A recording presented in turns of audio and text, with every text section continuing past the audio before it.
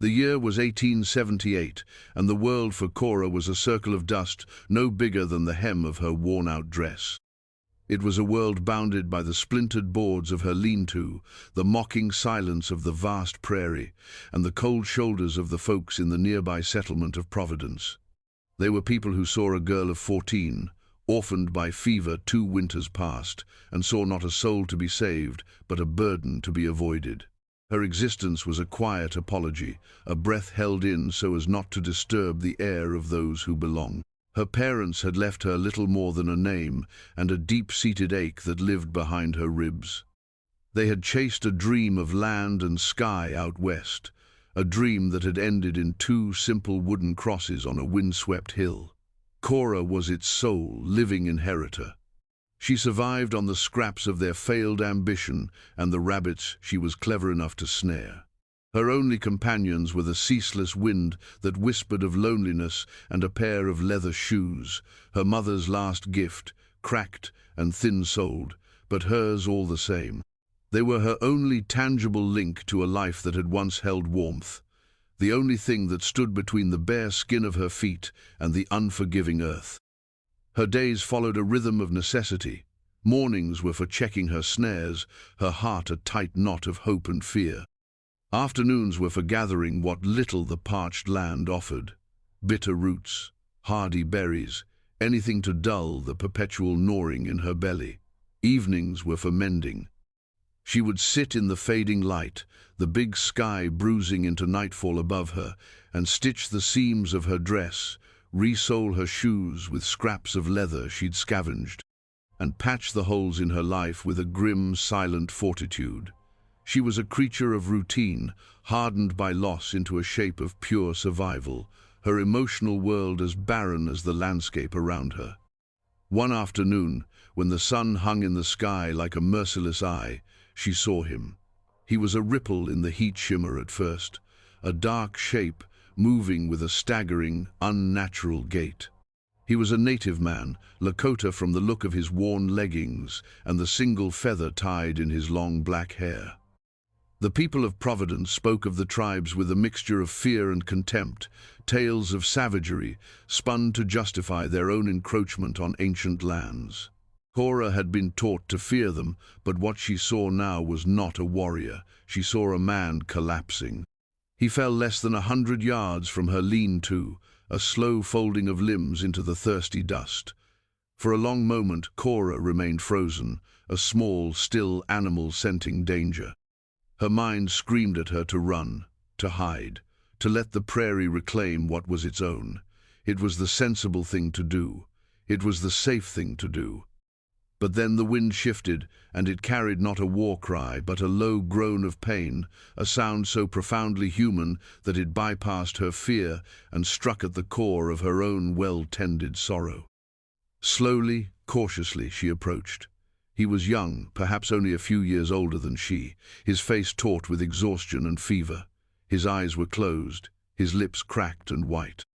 But it was his feet that made her gasp. They were a raw, bloody ruin, stripped of skin by the sharp rocks and scorching earth. He had walked himself to the very edge of death. This was a path-walker, a man on a sacred journey she'd only heard whispered about, a trial of spirit that forbade any assistance. Her heart hammered against her ribs, a frantic drum of indecision. To help him was to interfere with his gods, to invite trouble from his people, from hers. But to leave him was to be no better than the buzzards already circling high above. She looked at his ravaged feet and then down at her own, protected by her mother's worn leather. The memory of her mother's hand, warm on her cheek, rose in her mind, a ghost of kindness in a cruel world. She made her choice. Scurrying back to her lean-to, she filled her only tin cup with water from her meager barrel. She knelt beside him, lifting his head with a trembling hand, and dribbled the precious liquid onto his lips. He swallowed weakly, a flicker of life returning to his eyes. They opened, dark and unfocused, and locked onto her face. There was no threat in them, only a vast, weary emptiness. He tried to speak, but only a dry rasp emerged. She shook her head, a gesture meant to convey something she had no words for.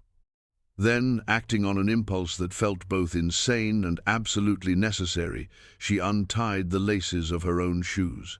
They were the most valuable thing she owned, her shield against the world.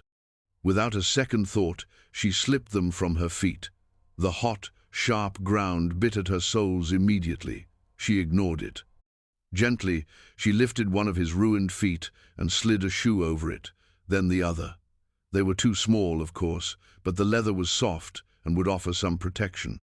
He stared at her, a flicker of disbelief, then profound understanding, dawning in his exhausted gaze. He made no move to refuse them. He simply looked at her, and in that look, a silent transaction passed between them, not of debt, but of shared humanity. With a strength that seemed impossible, he pushed himself to his feet. He swayed for a moment, then took a single, steadying step in her shoes. He gave her one last, solemn nod, a promise and a burden all in one, before turning and continuing his staggering walk toward the distant, hazy mountains.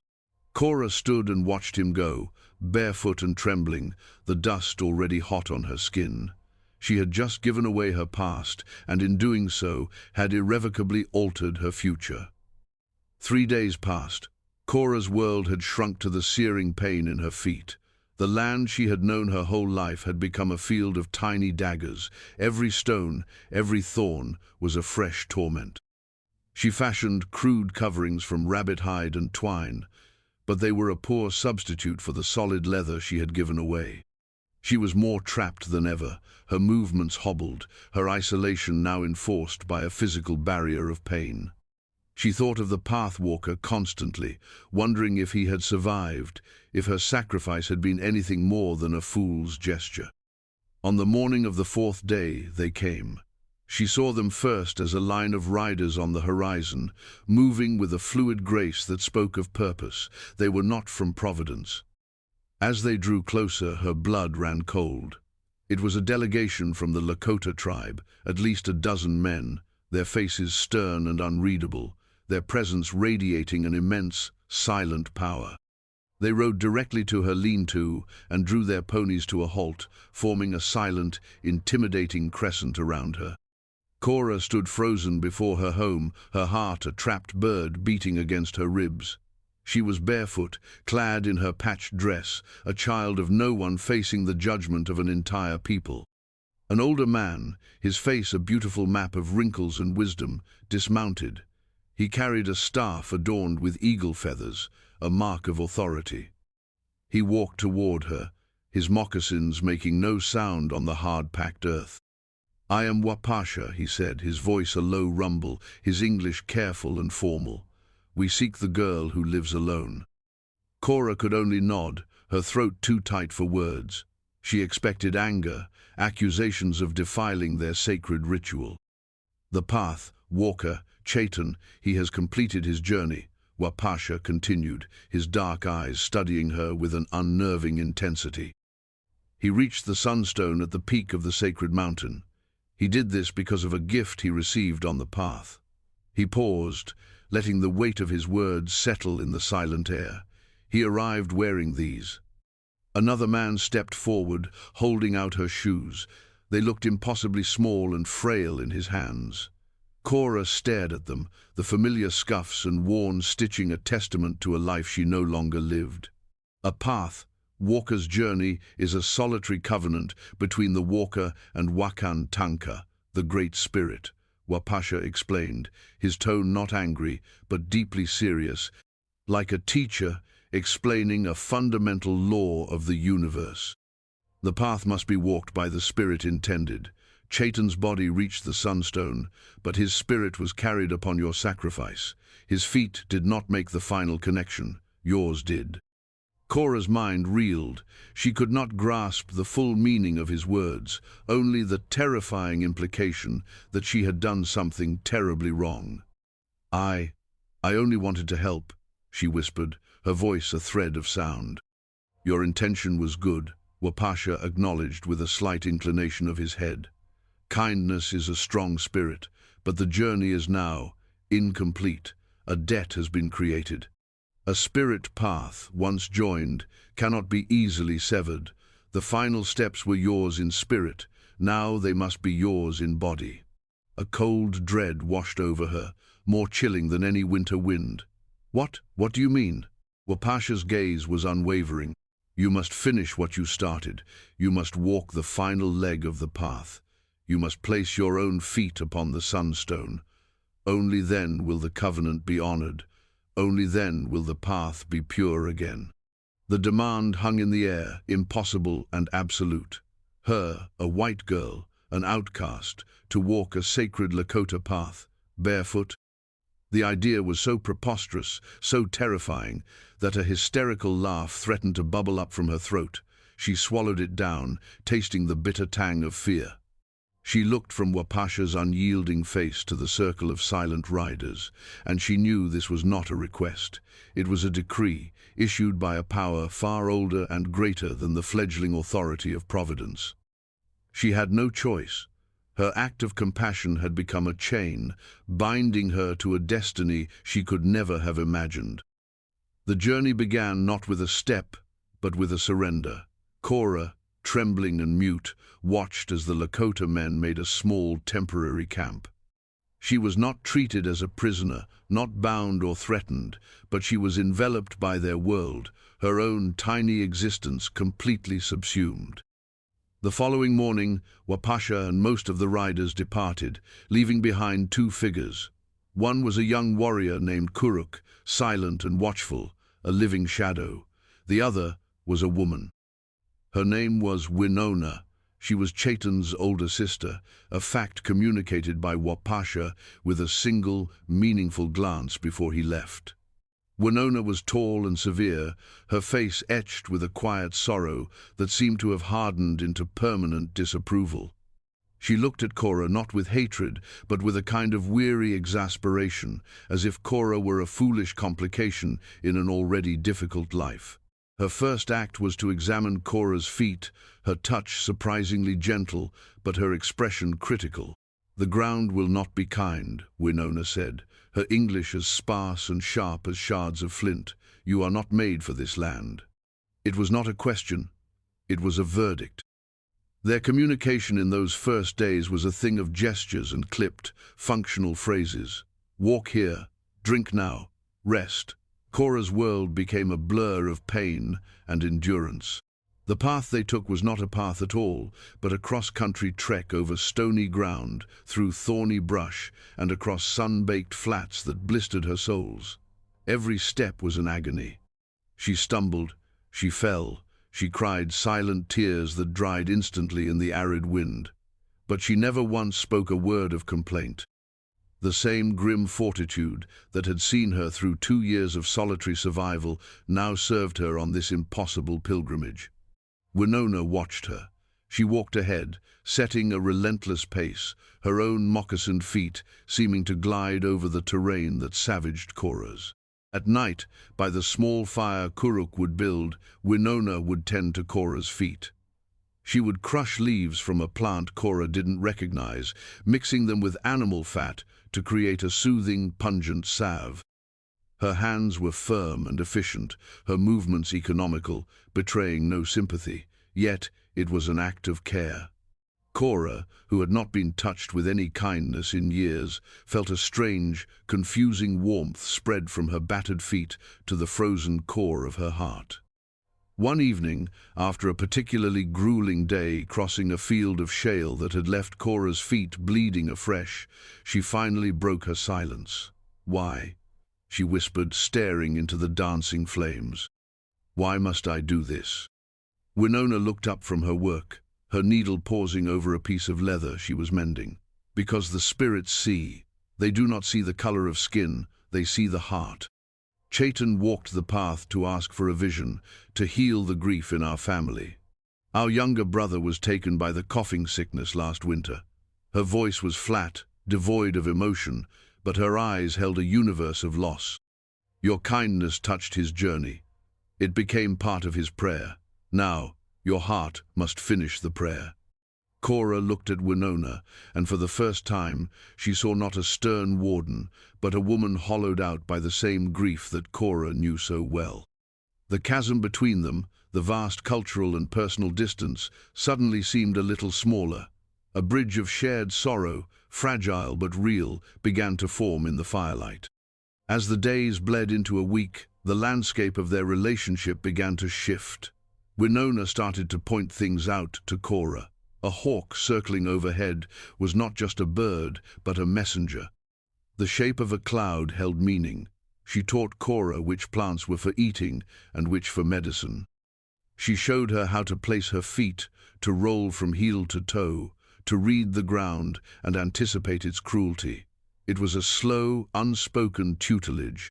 Cora, in turn, began to absorb the rhythms of the land, her pain lessening as her knowledge grew. One afternoon, they rested in the shade of a small bluff. Kuruk was off scouting, and an unusual quiet settled between the two women. Cora, her hands busy weaving a strip of yucca fiber, as Winona had shown her, found herself speaking of her parents, of their dreams and their deaths, the words spilling out as if a dam had broken. Winona listened without interruption, her gaze fixed on the distant horizon. When Cora fell silent, her story told, Winona spoke softly. To lose a family is to have a hole cut from your spirit. My brother, he was like the morning sun, his laugh, gone. She touched a small beaded pouch at her belt. Chaitan walks to fill this emptiness. You walk to heal the wound you did not know you had. In that moment, Cora understood. This journey was not a punishment. It was a form of medicine. The physical pain was a cleansing fire, burning away the isolation, the bitterness, the resignation that had defined her. She was not just walking a path across the land, she was walking her way back to the world of the living. She looked at Winona, whose eyes were now soft with a shared, profound understanding, and knew she was no longer walking alone. They were within a day's journey of the sacred mountain, a jagged blue peak that now dominated the horizon, when their precarious peace was shattered. They had been moving through a narrow, wooded canyon when the voices reached them, rough and loud, echoing off the rock walls. They were white men's voices, sharp with aggression. "Well, look what we have here," one voice drawled. "Looks like a lost lamb." Two men stepped out from behind a cluster of pines, rifles held loosely in their hands. Cora recognized them instantly. It was Garrett, a burly, bearded prospector from Providence, and one of his cronies. Garrett's eyes, small and greedy, raked over Cora, then settled on Winona with a sneer of contempt. "Figured we'd find you," Garrett said, spitting a brown stream of tobacco juice near Winona's feet. "Heard in town, the Lakota snatched the orphan girl. Come to rescue you, little thing." Kuruk, who had been scouting ahead, appeared as if from the earth itself, positioning himself between the women and the prospectors. His face was a mask of cold fury, his hand resting on the knife at his belt. "She is not your concern," Kuruk said, his voice a low threat. Garrett laughed, a harsh, ugly sound. "She's white, ain't she? That makes her our concern. We ain't letting no savage drag her off to God knows where." He took a step forward, raising his rifle slightly. "Now, you and the squaw back off, and we'll take the girl. No one has to get hurt." Fear, cold and familiar, coiled in Cora's stomach. This was the world she knew, the prejudice and brute ignorance that had kept her an outcast. For a moment, she was the same terrified, helpless girl from the settlement, but then she felt Winona's hand on her shoulder, a brief, firm pressure that was not a restraint, but a reassurance. It sent a current of strength through her. She had walked for days over broken ground, her spirit tempered by pain and fellowship. She was not that girl anymore. "I am not being dragged anywhere," Cora said, her voice clear and steady, surprising even herself. "I am with them by choice." Garrett's eyes widened in disbelief, then narrowed in suspicion. "They got you spooked, is that it? Don't you worry, we'll take care of them." He gestured with his rifle toward Kuruk.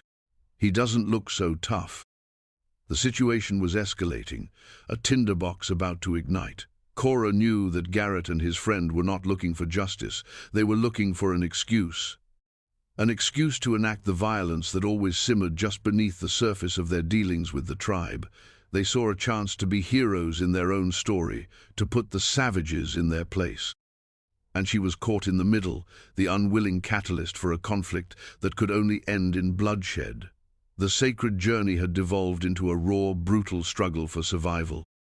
The air in the canyon grew thick and heavy, charged with the promise of violence. Garrett's posture was that of a predator, coiled and ready.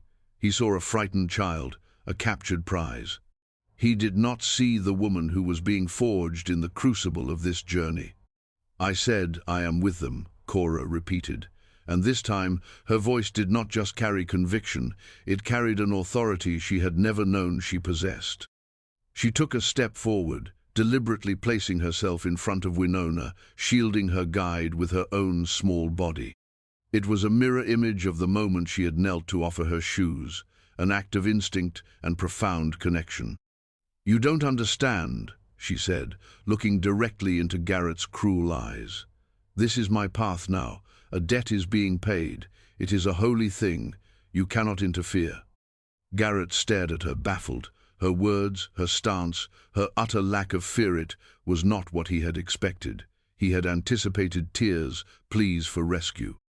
He was met with a priestess defending her temple. The certainty in her voice momentarily broke his aggressive momentum.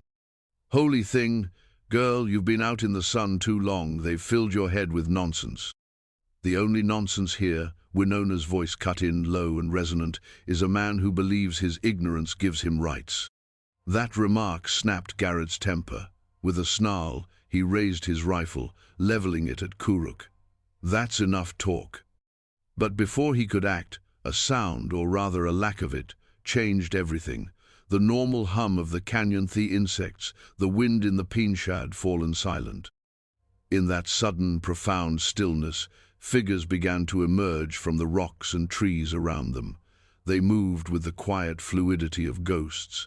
It was Wapasha, his face grim. It was Chaitan, his body healed and strong, his eyes fixed on Cora with an expression of fierce pride. And with them were a dozen more warriors, appearing on the ridges above, bows in hand, their presence a silent, undeniable answer to Garrett's aggression. They had been there all along, a protective shadow shepherding their sacred task to completion. Garrett and his friend froze, their faces paling as they realized their gross miscalculation. They were no longer two armed men cornering a woman and a girl. They were two fools trapped in a canyon, surrounded by a people they had fatally underestimated. The power dynamic had shifted completely and irrevocably. Chaitan stepped forward, his gaze never leaving Garrett. He did not speak. He did not have to. His presence, standing tall and whole, was a testament to the power that Garrett and his kind could never comprehend. He was the living embodiment of a world built on spirit and resilience, not on greed and force. Wapasha finally broke the silence, his voice calm but carrying the weight of the mountains themselves. "You have trespassed on sacred ground and threatened those under our protection. Leave, now, and do not return." There was no argument. Garrett and his companion lowered their rifles, their bluster collapsing into panicked haste. They scrambled back the way they came, casting terrified glances over their shoulders, their clumsy retreat a stark contrast to the silent dignity of the Lakota. They vanished into the trees, their intrusive noise swallowed by the ancient quiet of the canyon. The tension dissipated like smoke. The warriors melted back into the landscape as quietly as they had appeared. Only Wapasha, Chaitan, Winona, and Kuruk remained with Cora. The crisis was over. Chaitan approached her. He looked from her face down to her feet, raw and bloodied, but planted firmly on the earth. A deep, unspoken gratitude flowed from him. He reached into a pouch at his side and drew out her shoes. They were not as she remembered them. The cracked leather had been treated and softened. The broken seams were stitched with strong sinew. And along the sides, intricate patterns of tiny blue and white beads had been sewn, transforming her humble shoes into something beautiful, something sacred. He knelt before her, just as she had knelt before him days ago, and gently took one of her feet in his hands. He cleaned it with a soft cloth and then slipped the repaired shoe onto it. He did the same with the other. The familiar comfort of them, now imbued with new meaning, was overwhelming. "The path is clear," Wapasha said gently. "It is time to finish." Leaning on Winona for support, Cora took the first steps toward the base of the mountain. Each step in her remade shoes felt different. She was no longer just walking on leather. She was walking on a foundation of shared sacrifice, respect, and a connection so deep it had been tested by fire and had not broken. The confrontation had not been an interruption of her journey. It had been its final, defining test. She had been asked to walk a path, but in that canyon she had learned to stand her ground. The final ascent was steep, a scramble over ancient weathered rock that felt like the spine of the world. The air grew thin and crystalline. With every upward step, the vast expanse of the prairie unfurled below them, a patchwork of gold and brown stretching to the curve of the earth. Cora moved in a state of exhausted grace, her body aching but her spirit alight. The pain in her feet had transformed into a dull, rhythmic pulse, a reminder of every step that had brought her to this place. She was no longer just Cora, the orphan from Providence. She was a walker of paths, a keeper of debts, a part of this land in a way she had never been. Winona and Chayton walked beside her, their presence a quiet, steady support. There was no need for words. They breathed the same thin air, their shadows merging on the stones. They were three people from different worlds, bound together by an act of impulsive kindness that had blossomed into a sacred obligation. At last, they reached the summit. It was a flat, wind-swept shelf of rock, dominated by a single, large, smooth stone that glowed with a faint warmth, even in the cool mountain air. The Sunstone. This was the terminus of the journey, the heart of the sacred mountain. Winona nodded toward it, her severe face softened by a look of profound reverence. "The journey ends here." Cora took a deep breath and stepped forward alone. She slipped off the beaded shoes Chayton had returned to her, placing them carefully to the side. Then, taking the final few steps, she placed her bare feet upon the sunstone. The rock was not hot, but alive with a gentle pulsing energy that seemed to travel up through her soles, through her weary limbs, and into the very center of her being. It felt like a welcome, a coming home. She stood there, a small figure silhouetted against the immense sky, and looked out at the world. She saw the dusty plains, the distant smudge of the settlement, the winding silver thread of a river. But she saw it all with new eyes. It was no longer a hostile, empty place. It was a landscape of meaning, of spirit, of connection. The wind that had once whispered of loneliness now sang a song of belonging. The crushing weight of grief she had carried for 2 years seemed to lift, not vanishing but transforming into something lighter, something she could carry. The hole in her spirit, as Winona had called it, was not gone, but it was no longer a gaping void. It felt as if it were being filled with the light of the setting sun, with the strength of the mountain, with the quiet dignity of the people who had brought her here. She had fulfilled her debt, and in doing so, she had been made whole. When she finally stepped down, her journey complete, Chayton met her gaze.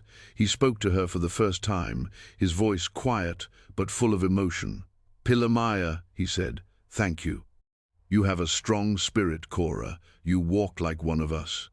In the weeks that followed, Cora did not return to the lean-to on the edge of Providence. There was nothing for her there but dust and ghosts. Her home was now in the bustling, vibrant camp of Chayton's people. She was formally welcomed, not as a guest or an oddity, but as kin, as the barefoot walker who had honored their ways. Winona became her teacher and her fiercest friend, showing her how to tan hides, how to read the stars, and how to laugh again, a sound that had been a stranger to Cora's own ears. She found her place. She helped the older women, played with the children, her quick mind and quiet resilience, earning her a unique position of respect. She learned their language, her tongue slowly mastering the soft consonants and flowing vowels, and in return, she taught some of the children the English words from her mother's old reading primer. One evening, sitting by a large communal fire, she watched Chaitan telling a story to a group of wide-eyed children. He was using his hands to show a small girl giving her shoes to a tired walker on a long path. The children listened, rapt. Cora looked down at her own feet, clad now in a pair of soft, beautifully beaded moccasins that Winona had made for her. Her old shoes, her last link to her former life, sat on a shelf in Winona's lodge, a revered object, a symbol of a bridge built between two worlds.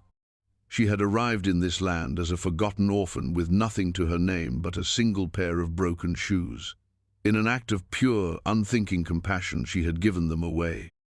And in return, the universe, in its strange and unknowable wisdom, had given her back everything she had ever lost: a family, a purpose, and a home, not of splintered boards and dust, but of community, of spirit, and of the boundless, forgiving sky.